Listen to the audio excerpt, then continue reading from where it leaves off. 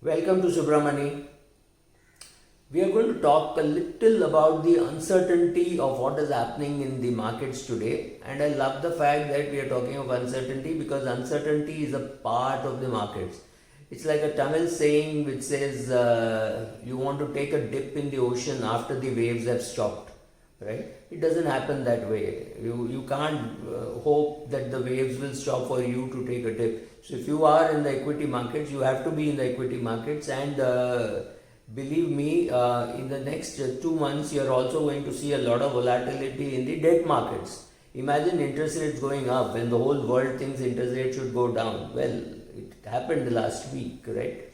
So the anticipation is interest rate might go up. When what happens when interest rate goes up? Well, your gilt funds will take a hit, then your other funds will take a hit, your ultra short will not take much of a hit, your liquid will not take much of a hit. All other debt funds will take a hit, including your credit risk funds, right? Because suddenly the interest portion is also coming to play there, right? So, in terms of volatility, even your debt funds will do a little wavy kind of return, and that is going to be scary. Equity, of course, will do wavy.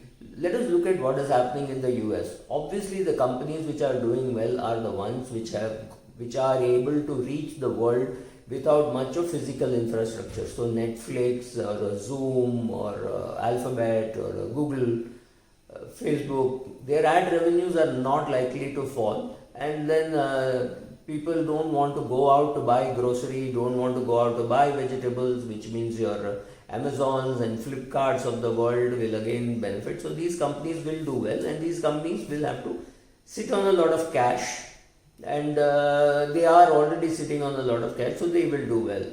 So what is happening in India? Well, there is a company called Reliance who is now morphing itself from oil major to a IT major, and obviously he is also sitting on a lot of cash. I mean, he's got a lot of cash available, and he is wondering what to do. Every day you hear about deals. So yes, these are the companies which are doing very well, or at least they have a lot of cash, and everybody knows and can see the amount of potential that is there in those shares. But now you come to Europe, it looks like Europe will again break and disintegrate. We don't know what's happening. It's an old population. Japan has got too much debt, China has got too much debt, and China has got growth and debt, and the currency is a little weak. And politically, you do not know what is happening inside China, because every few years the leader, no Chinese leader goes very happily. So that is in China. And Russia, again, you do not know. It is a very small country. It is in financial ruins, but it has got a lot of military power. So the whole world itself is not looking to be a very great place. And now come to India. Well, our economic numbers don't look good, but politically speaking, Narendra Modi couldn't have had it better. In his look at his exit poll. Look at the latest poll from India today. He seems to be very well entrenched. People are not blaming him for the economic problems. People are not blaming him for not handling corona well. So into this you are going to invest, and you are surely wondering where to invest in India.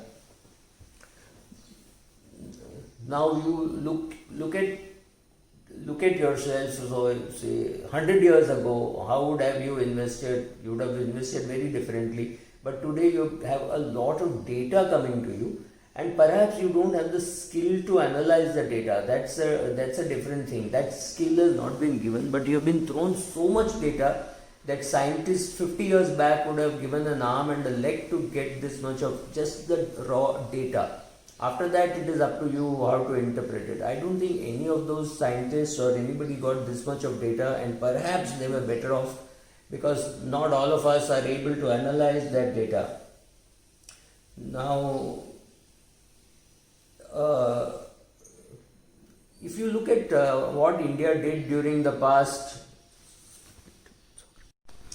now if you look at what happened in the 19th century, you had world wars, but Japan got decimated, Germany got decimated, but they came back, they lived. All those points in time when you thought that the world was going to end, if you were an investor in Japan, imagine being an investor in Japan in 1945 or 1946 or in Germany. You would have prospered. But the question is, would you have had the guts to invest, or you would have thought, oh God, there will be another bomb drop. But as of now, there is no other bomb drop after 1945. Almost 100 years have passed, right? So 75 years have passed after the bomb dropping. But on that day, you would have extrapolated saying one more bomb will be dropped, it will be dropped on Cuba or something like that, and you would have killed yourself thinking about all the negative thoughts. Negative thoughts will happen. It is up to you to do your proper meditation and make sure that you come above all this and you invest. Don't worry too much about what has happened. What has happened has already happened.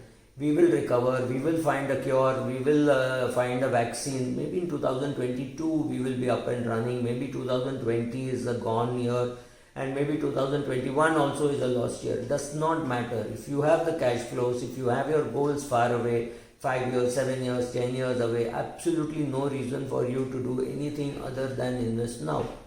However, if you have a cash flow problem, then don't invest. Be in liquid funds. Keep withdrawing regularly for your expenses because you are running out of cash and you do not know what is going to happen to your income.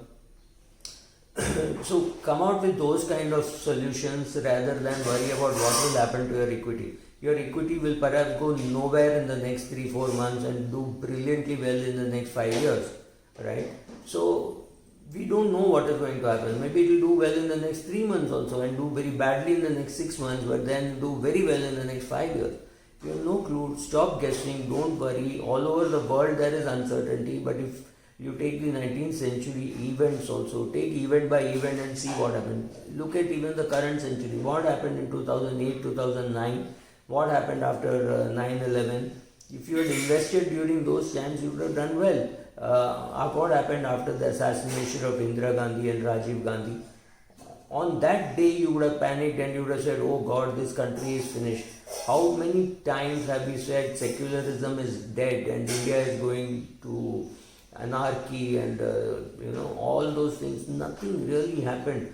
In the last 6 years, we have announced the death of secure, socialistic, non-communal, secular country, right? So in the 6 years, we must have announced this at least 25 times. Nothing happens. This country goes on, the world goes on. You will continue as an investor. If you are a long-term investor, बस लगे रहो और कुछ करना नहीं है. Thank you.